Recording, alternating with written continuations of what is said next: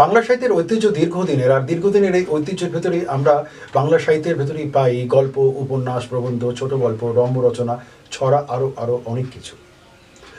বাংলা সাহিত্য নিয়ে যে চর্চা চলছে তা কিন্তু খুব অল্প দিনের তার ইতিহাস নয়। আমরা যারা বাংলা সাহিত্য নিয়ে একটু চর্চা করার চেষ্টা করি, আমাদের নজরে থাকে, আমাদের আশায় থাকি আমরা নতুন কি লেখা হচ্ছে, নতুন কি ভাবনা হচ্ছে। আজকে আমাদের অনুষ্ঠানের অতিথি বিশিষ্ট লেখিকা রত্না ভট্টাচার্য চক্রবর্তী, যিনি দীর্ঘ 3 দশকেরও বেশি সময় ধরে বাংলা সাহিত্যের বিভিন্ন ক্ষেত্রে তার সাহিত্য রচনা এবং সাহিত্য চর্চা করে চলেছেন। তিনি যে শুধুমাত্র সাহিত্য চর্চা করেন তা নয়, তার পাশাপাশি তার সাহিত্যের ভেতরে থাকে সমাজ দর্শন, ভাবনা, সামাজিক দায়বদ্ধতা, এমনকি তার নিজস্ব দর্শনের যে ভাবনা সেটাও তিনি জারিত করার চেষ্টা করেন। আর তার লেখাতে সুধী পাঠকবৃন্দ প্রীত হন। বিভিন্ন ক্ষেত্রে বিভিন্নভাবে তার লেখা পুরস্কৃত হয়েছে, মানুষজনের কাছে আদৃত হয়েছে।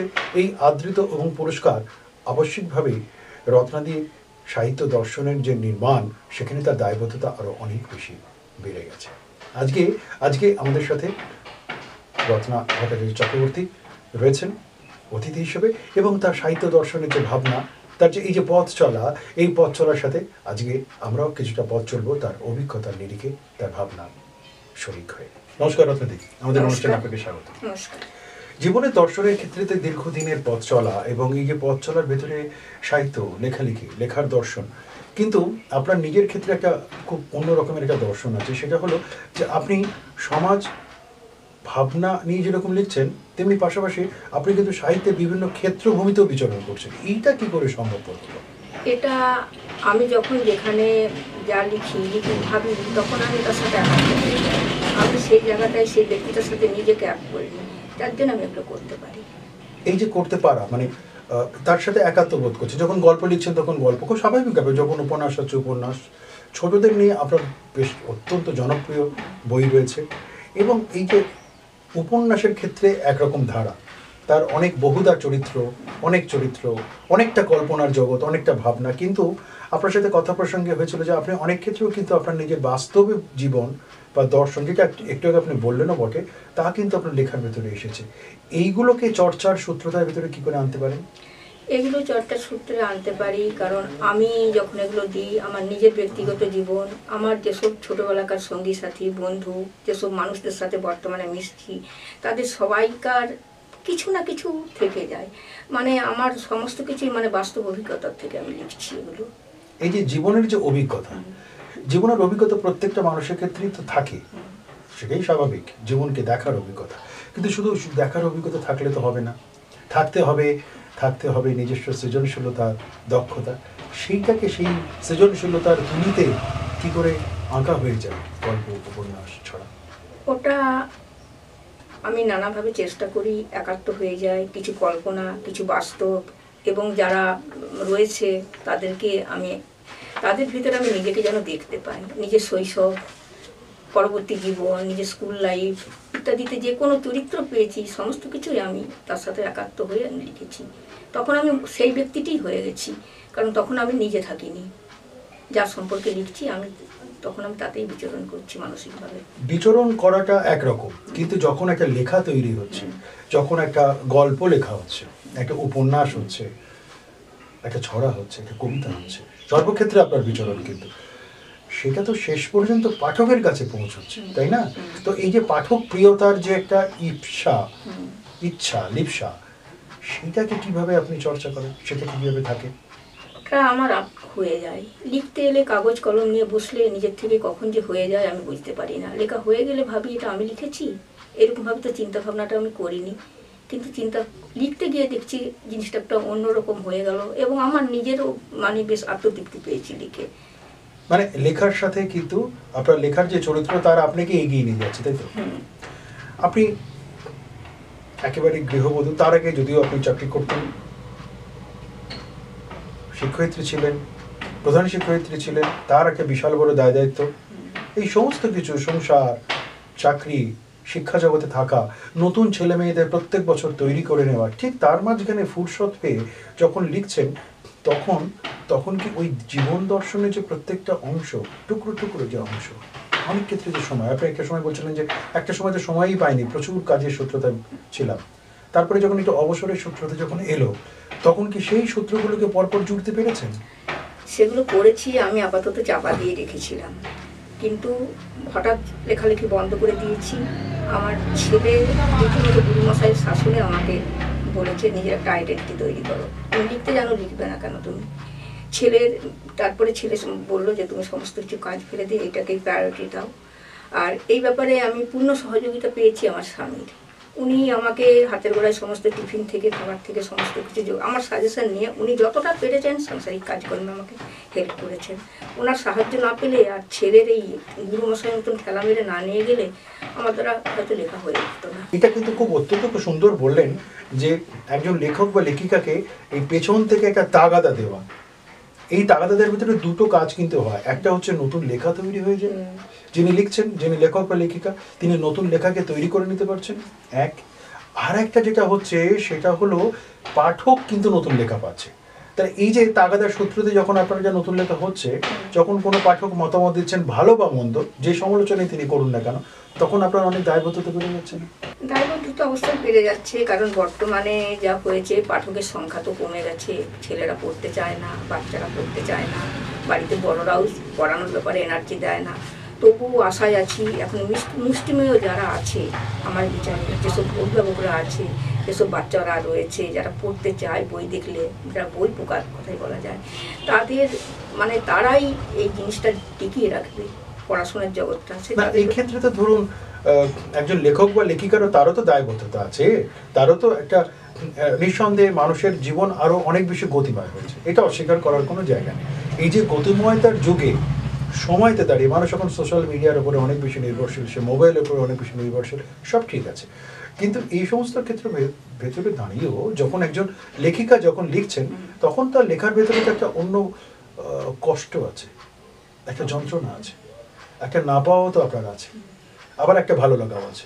এই সমস্তটাকে যদি আমি একটা বৃত্তের ভেতর যদি আপনাকে ফেলতে চাই, তাহলে কোনটাকে খুব বেশি উপভোগ করেন? আমি আমার আমলটাকে, আমার নিজের আমলটা, প্রত্যেকেরই স্বতন্ত্র একটা আমল থাকে, প্রত্যেকের একটা জীবন বলে জিনিস থাকে, প্রত্যেকটি মানুষেরই আলাদা আলাদা স্বতন্ত্র। আমার জীবনে আমি যেগুলো পেয়েছি সেগুলো মানে সমস্ত কিছু পুরোপুরি প্রতিটি মানুষ পায়নি। হ্যাঁ, আমি সেই আমার আমলটা, আমার ভালো লাগা, মন্দ লাগা, সুখ দুঃখ, সেগুলো সমস্ত কিছু আমি একটু একটু করে মিলিয়ে মিলিয়ে, এবং অন্যান্যদের যেসব অভিজ্ঞতাগুলো সেগুলো মিলিয়ে মিলিয়ে আমি। যে কোনো লেখিকার ক্ষেত্রে তো তার নিজস্ব দর্শনটাই সব থেকে বড় ব্যাপার। তিনি কিভাবে কাজ করছেন, তার কাজের গতি প্রকৃতি কি, তিনি কিভাবে লিখতে চাইছেন, কি তার লেখার উদ্দেশ্য, আদপে তিনি তার লেখার মাধ্যমে কি সমাজকে একটা অন্য দর্শনের দিকে নিতে পেরেছেন? রত্নাদি এই যে দীর্ঘ 3 দশকেরও বেশি সময় ধরে লিখছেন, তার লেখার ভেতরেও তো একটা অন্য দর্শন আছে। তিনি বলছেন যে বিভিন্ন অভিজ্ঞতা, তার নিজের অভিজ্ঞতা এবং পারিপার্শ্বিকতা, তার সাথে অনুভবতার মিশেল ঘটিয়ে তিনি লিখে চলেছেন। কিন্তু সত্যি কি তার সেই লেখার ভিতরে নিজস্ব মিশেল এবং নিজস্ব দর্শনের এক অন্য দিক চিহ্ন আছে? এটা কিন্তু একটু জেনে নেওয়া প্রয়োজন, জানবো। তবে তার একটা বিরতিতে যেতে হচ্ছে, বিরতির পর ফিরে আসছি, সাথে থাকুন। বিশিষ্ট লেখিকা রত্না ভট্টাচার্য চক্রবর্তী। রত্নাদি, যেটা বিরতির আগে কথা হচ্ছিল, সত্যি তো আপনার নিজস্ব যে পথ, যে লেখার পথ, যে সৃষ্টিশীলতার পথ, যে সাহিত্যের পথ, সেই পথে পাঠক হাঁটবে কেন? আপনি সেই পাঠককে হাঁটাতে বাধ্য করবেন কেন?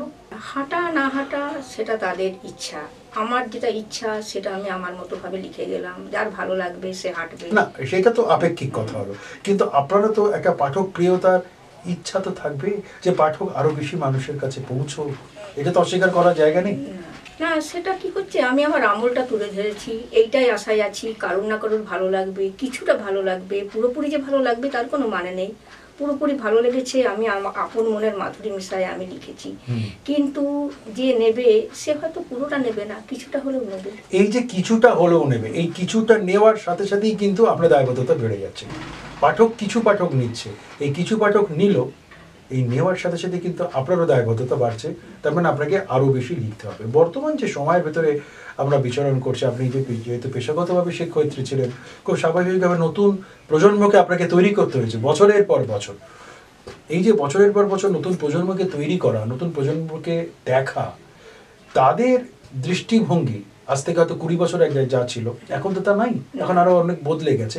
কিন্তু এই বদলে যাওয়া দৃষ্টিভঙ্গিটা কি একটা নির্দিষ্ট জায়গায় আদর্শ ভেতরে কেন্দ্রীভূত আছে বলে মনে করছেন? সেটা ঠিক আছে বলে মনে হয় না, তবে যুগের তালে সবাইকেই এগিয়ে যেতে হবে। আর সেই প্রাচীন আমলে পড়ে থাকলে তো হবে না, আমরা নিজেরাই তো বদলে গেছি। আমাদের শৈশবটা যেমন ছিল, শৈশবে আমাদের যে চাহিদাগুলো ছিল, আমরা নিজেরাই তো আস্তে আস্তে বদলে গেছি। কিনা আপনি কিন্তু এটা স্বীকার করছেন যে আপনি বয়সে প্রবীণ হলো, হৃদয় এবং মনন এবং সাহিত্যের দিক থেকে কিন্তু আপনি অনেক বেশি আধুনিক, তাই তো? হ্যাঁ। আপনার নিজস্ব অনেক গবেষণালব্ধ কাজ আছে আমি জানি ব্যক্তিগতভাবে, এবং এই যে কাঁসাইপাড়ের 1 বছর, এটা আপনার অত্যন্ত বিখ্যাত বই। এটা একটা অন্য রকমের দর্শন, কিন্তু এটাকে জীবনকে দেখা, কিন্তু এটা প্রায় বলা যেতে পারে সত্য ঘটনার উপরে ভিত্তি করে লেখা। এই ধরনের কাজ অর্থাৎ কিনা একেবারে প্রান্তিক শ্রেণীর যে সমস্ত মানুষজনেরা তাদেরকে নিয়ে যে কাজ, এই কাজগুলো কি করে সম্ভবপর হলো বা কেন বা লিখলেন? এগুলো লিখলাম, আমি যখন স্কুলে পড়তাম আমার অনেক ভালো ভালো ধনী ঘরের বন্ধু ছিল, কিন্তু একটি মেয়ে ছিল যে পড়াশোনা করতো না, কিন্তু পড়তে চাইতো, তার ভিতরে একটা কিছু ক্ষমতা ছিল। আমি নিজেও তখন ছোট ছিলাম তারই মতন, তো আমার কেন কি জানি নিজের অজান্তেই তার সাথে বন্ধুত্ব হয়ে গিয়েছিল, এবং তাকেই কল্পনা বাস্তব মিলিয়ে সেগুলোই আমি তুলে ধরেছি। অর্থাৎ কিনা সেই নিজের দেখা বান্ধবী কিন্তু গল্পের মানস নায়িকা হলো, তাই তো? এটা কিন্তু স্বীকার করে ফেললেন। আজকে বহু মানুষ দেশে বিদেশে দেখছেন। এই যে দেখুন, যখন একটা ছোটদের জন্য যখন একটা লেখা হয়, আমি আমার ছোটদের লেখার ভিতরে আসছি, কেন ছোটদের জন্য আপনার লেখা বই কিন্তু রীতিমতো বিভিন্ন জায়গায় পুরস্কার দেওয়া হয়, পুরস্কারের জন্য মনোনীত থাকে। ছোটদের মানসিকতা তো একটু ভিন্ন। আবার এটাও ঠিক, ওই যে যুগের সাথে সাথে আমরা এগোচ্ছি, সময়ের সাথে সাথে এগোচ্ছি, ফলত তোদের মানসিকতাও বদলে গেছে। যে ছোটরা একেবারে একরকম ছোট ছিল, তাদের কিন্তু এখনকার ছোট মানসিকতা অনেক বদলেছে। এই যে বদল, এই বদলের সাথে সাথে ছোটদের লেখার বদল কি কিছু ঘটেছে, করতে পেরেছেন? ছোটরা যেমন চলছে বর্তমান পৃথিবী, সেই রকমের অনুযায়ী ছোটদের চিন্তা ভাবনা হচ্ছে। তবে কিছু কিছু ছেলে আছে, তারা সে আমাদের আমলেই পড়ে আছে, তারা দাদু ঠাকুমার কাছে সেসব গল্প টল্প শুনেছে, তারা সেইগুলো চায়।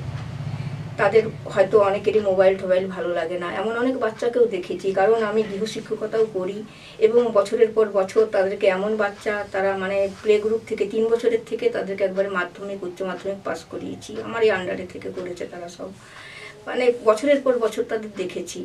তো দেখেছি আস্তে আস্তে কিছু কিছু বাচ্চা সেই আমার মনের সাথে মিলে যাচ্ছে, আর কিছু কিছু বাচ্চা আছে যারা এসব পছন্দ করে না, কিন্তু কেউ কেউ করে, কেউ কেউ করে না। বইয়ের নাম মাটির কাছাকাছি, এখানে আপনার সাথে আগে আমার কথা হয়েছে। মাটির কাছাকাছি তো আমরা প্রত্যেকেই থাকতে চাই। এই মাটির গন্ধ, মাটির কাছাকাছি মানে একেবারে জীবনের কাছাকাছি, অন্তত সেটাকেই রূপক ধর্মে। তো এই মাটির কাছাকাছি কি সত্যি থাকতে পারলেন? সত্যি কি পারলেন এই যে দীর্ঘদিনের লেখার ভেতরে একেবারে খুব সাধারণ মানুষের একদম কাছে, তার হৃদয় স্পর্শ, তার দর্শনে রাখতে পারলেন মনে হয়? হ্যাঁ, আমি স্কুলে যখন পড়েছি, আমি বাঁকুড়া জেলার একদম একটা গ্রামে, অত্যন্ত গ্রাম, সেখানে মানে শিডিউল ট্রাইবদেরই বসবাস বেশি।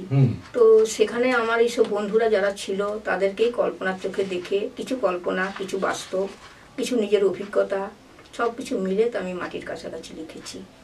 তারা সবাই আমার আদিবাসী বন্ধু।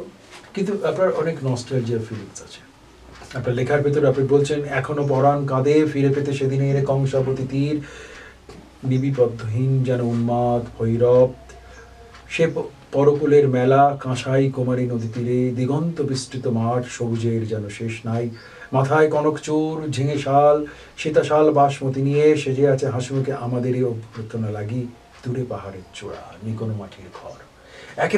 একেবারে সেই গ্রামের সোদা মাটির গন্ধের সাথে যেন জীবনের ফেলে আসা অভিজ্ঞতাকে বোধহয় দর্শন, তাই তো? কিন্তু কখনো কখনো যখন এই শহুরে নাগরিক সভ্যতার ভিতরে বসবাস করছে, এই নাগরিক সভ্যতার ভিতরে থেকে সেই পুরনো গ্রাম্য ভাবনার যে দর্শন, সেই যে মিঠে দর্শন আমি যদি বলি, পেতে ইচ্ছে করে না? আমার সমস্ত লেখাই পুরনো নিয়ে, আমি ওর ভিতর দিয়ে নিজের অভাবটা পূরণ করার চেষ্টা করি, কারণ এই শহুরে জীবনে আমার নিজেকে বন্দি লাগে, যার জন্য বিভিন্ন গল্পে কবিতায় ওই কথাটাই উঠে এসেছে, এবং সমস্ত কিছু আমি আমার ওই পুরনো দিনের সমস্ত ঘটনা, গ্রাম, ওইসব নিয়ে আমি লেখার চেষ্টা করেছি। সেই আদিবাসী। লেখা, যে কোনো লেখাই কিন্তু, বিশেষ করে সাহিত্যের ক্ষেত্রে আমি বলছি, যে কোনো লেখাই কিন্তু একজন সাহিত্যের বা একজন লেখক বা একজন লেখিকা তার একটা নিজস্ব স্বাক্ষর, সেটা থেকে বুঝতে পারা যাচ্ছে যে তিনি লিখছেন, তার একটা নিজস্ব দর্শন কিন্তু তৈরি হয়ে যায়, শৈলী কিন্তু তৈরি হয়ে যায়। এই আপনার নিজের ক্ষেত্রেও কিন্তু সেটা শৈলী একটা তৈরি হয়েছে, সেটা বুঝতে পারা যায় যে হ্যাঁ এটা রত্না ভট্টাচার্য চক্রবর্তীর লেখা। এই যে শৈলীটাকে তৈরি করাটা খুব সহজ তো নয়, এটা খুব খুব কঠিন একটা ব্যাপার। আপনার লেখার ভেতর মানেই পুরোনো দিন, আপনার লেখা মানেই একেবারে গ্রামের কথা, আপনার লেখা মানেই একটু ঐতিহ্যকে নিয়ে কাজ করা। কিন্তু আপনার কবিতা বা অন্যান্য দর্শনের ক্ষেত্রে যেটা দেখা যাচ্ছে যে সেটা হলো সেখানেও আপনি কিন্তু ওই পুরনো ভাবনা বা পুরনো দর্শন বা ইতিহাসকে কিন্তু আপনি জড়িয়ে দিচ্ছেন। এটা কি করে সম্ভব, কেনই বা করছেন? ওগুলো লিখতে লিখতে আমার চলে আসে, ওগুলো আমি অন্য কিছু ভেবে লিখি না, ওটা ভেবেও হয়তো আমি লিখিনি। লেখা যখন শুরু করি তারপরে দেখি এসব ভাবনাগুলো চলে আসে, চিন্তায় যেন দেখতে পাই। লিখতে বসলে যে কলমের ডগায় আপনাতেই চলে আসে। এত লেখা, এত গল্প, উপন্যাস, ছোটদের জন্য লেখা, ছড়া, কবিতা, সব মিলেই নেহাত কম নয়। এবং ক্রমান্বয়ে লিখছেন, শুধু তো তাই নয়, নিজের বইয়ের পাশাপাশি আপনি অন্যান্য পত্রপত্রিকাতেও লিখছেন। যখন অন্যান্য জায়গায় যখন লেখা হয়, যখন একজন পাঠক বা একজন পাঠিকা আপনার লেখার ক্ষেত্রে যেরকমই বলুক না কেন, ভালো বা মন্দ, অর্থাৎ গ্রহণযোগ্যতা, যে সত্যতায় যখন একজন পাঠকের সাথে যখন কথা হয়, তখন মনে হয় না যে অনেকটা দায়বদ্ধতা নিজের প্রতি বেড়ে গেল, অথচ লেখার ক্ষেত্রে বেড়ে গেল? হ্যাঁ, কেউ যদি ভালো বলে, উৎসাহ দেয়, তখন দায়বদ্ধতা বেড়ে যায়। আর আমি চেষ্টা করি সাধারণত, এখন নাইবা উৎসাহ দিল তারা, পরবর্তীকালে একদিন ঠিক যদি ভালো জিনিস হয়, ভবিষ্যতে হলেও সেটা স্বীকৃতি পাবে। অনেকদিন ধরে লেখা, অনেকদিন ধরে কিন্তু পথ চলাটা কিন্তু নেহাত খুব কম দিন নয় আপনার লেখালেখির ক্ষেত্রে। এই যে প্রত্যেকটা পথ চলা, লিখতে লিখতে মাঝে মাঝে নিজেকে তো একটু হারিয়ে যেতে ইচ্ছা করে, নিজেকে মনে হয় যে না, যে লেখাটা লিখতে চাইলাম আর পারলামই না, লিখলামই না, হলোই না। না, সেটা মনে হয় না। আমার যেটা প্রধান মনে হয় সেটা হচ্ছে সময়টা একটু বাঁচিয়ে নেওয়া, যার জন্য অন্যান্য কাজকর্ম কম করে আমি লিখে যাওয়ার চেষ্টা করি। হারিয়ে যায় না কখনো, আমার ওই মানসিক জোরটা রয়েছে বিরাট রকম। অর্থাৎ কিনা ওই লেখাতে সময়ের কার্পণ্য কিন্তু লেখার ক্ষেত্রে হবে না, তাই তো? নতুন প্রজন্ম যারা লিখছে, খুব স্বাভাবিকভাবে আপনার সাথে আমার কথাও হয়েছে, আপনি সেটা খুব অত্যন্ত দর্থহীন ভাষায় বলেছেন যে আপনি নতুন প্রজন্মের প্রতি অত্যন্ত আশাবাদী, তাদেরকে কিছু দিতে হবে, তাদের প্রতি কাজ করতে হবে। তো এইটার ক্ষেত্রে, অর্থাৎ আজকে প্রচুর দেশে বিদেশে মানুষ শিখছেন, এইটার ক্ষেত্রে আপনার নিজস্ব মতামত বা ভাবনাটা কি? আপনি কি কি চাইছেন? নতুন প্রজন্ম সাহিত্যের হাত ধরবে কিভাবে? নতুন প্রজন্ম ধরুন, যেমনভাবে বিপ্লবীরা তাদের নিজের জীবন দান করেছে, কিন্তু তারা আশাবাদী যে ভবিষ্যতে একদিন স্বাধীনতা পাবে দেশ, আমাদের দেশই হোক, যে কোনো দেশই হোক। আমিও সেইভাবে কাজ করে যাচ্ছি। হয়তো আমি দেখে যেতে পারবো না, কিন্তু আমি আশাবাদী একদিন স্বীকৃতি পাবে যদি আমার জিনিস ভালো হয়ে থাকে। মাটির কাছাকাছি বইটার ভেতরে যে কবিতা রয়েছে, যে দীর্ঘ দীর্ঘ কবিতা আছে, কিন্তু এটা অদ্ভুত ব্যাপার। এই রহস্যটা আমার একটু জানার দরকার, আমার দর্শকদেরও জানা দরকার। সেটা হলো যে পুরো কবিতাটাই কিন্তু একটা গল্প বলতে বলতে যাচ্ছে।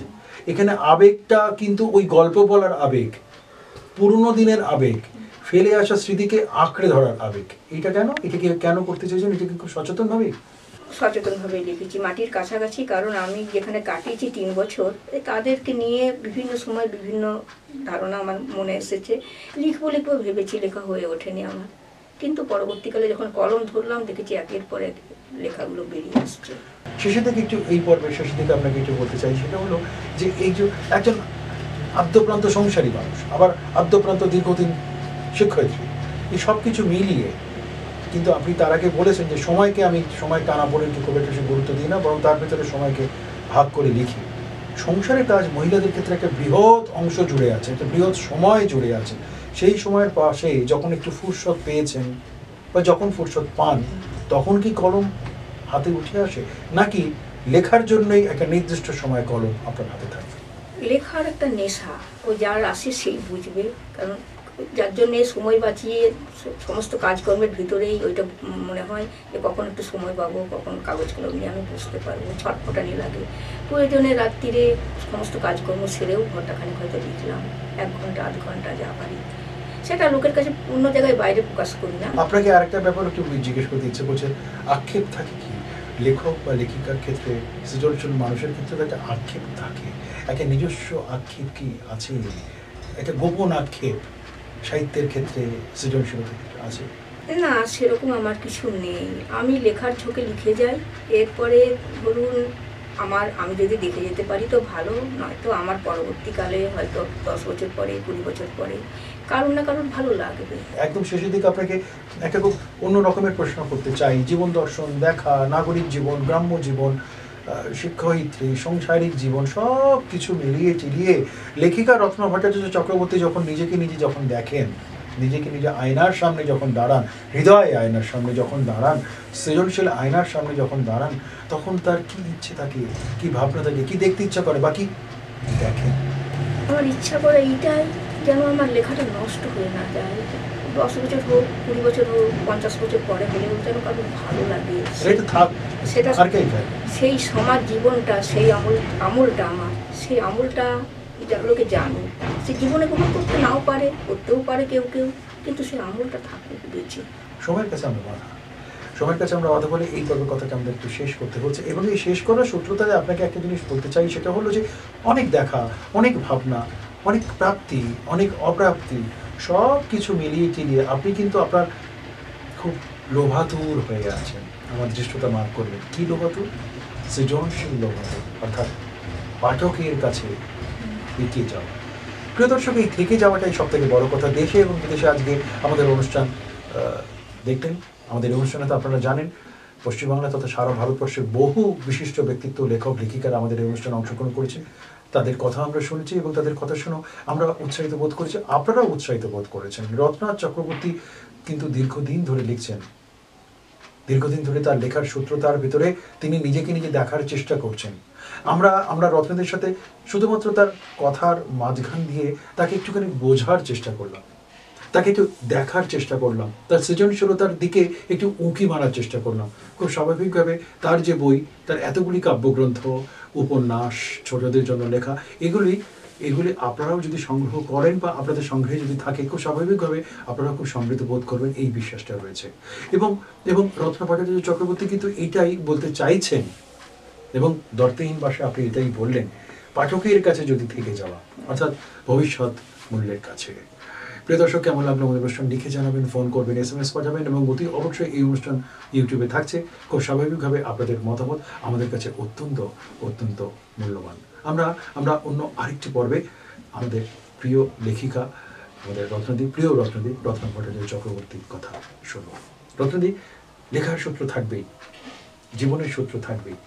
আপনি বলেছিলেন, আপনার সাথে কথাতে হয়েছিল, জীবন বহমান, জীবন থেমে থাকে না। কিন্তু জীবন থেমে না থাকার সাথে সাথেও কিন্তু জীবনকে দেখতে হয়, বুঝতে হয়। আর সেই দেখতে হওয়া, বুঝতে হওয়া, এই সমস্ত সৃজনশীলতার ভেতরেও কিন্তু একটা অন্য দর্শন থাকে। সেই দর্শন আর আপনার ভেতরের যে ইচ্ছা, পাঠকের কাছে থেকে যাওয়া, এই থেকে যাওয়াটাই নিঃসন্দেহে কিছু মানুষের কাছে তো আপনি আছেন বটে। খুব ভালো থাকবেন।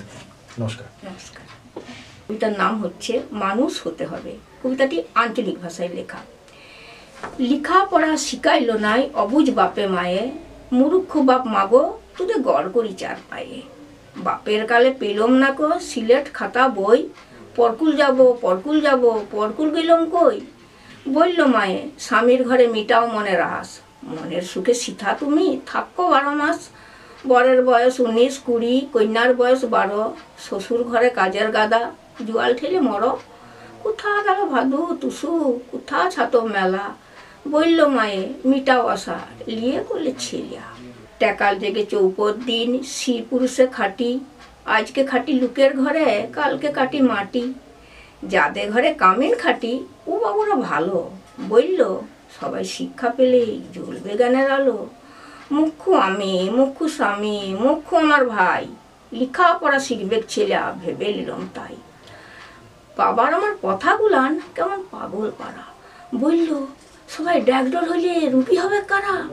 গইলা চাষি খাচ্ছে দেখো কেমন দিনে রাতে, বাবুরা সব খাচ্ছে দেখো কেমন দুধে ভাতে। আমার বিটি কলেজ যাবে, লেখাপড়া শিখে মাস্টার হবে, ড্যাগডর হবে, চেয়ে দেখবে লোকে।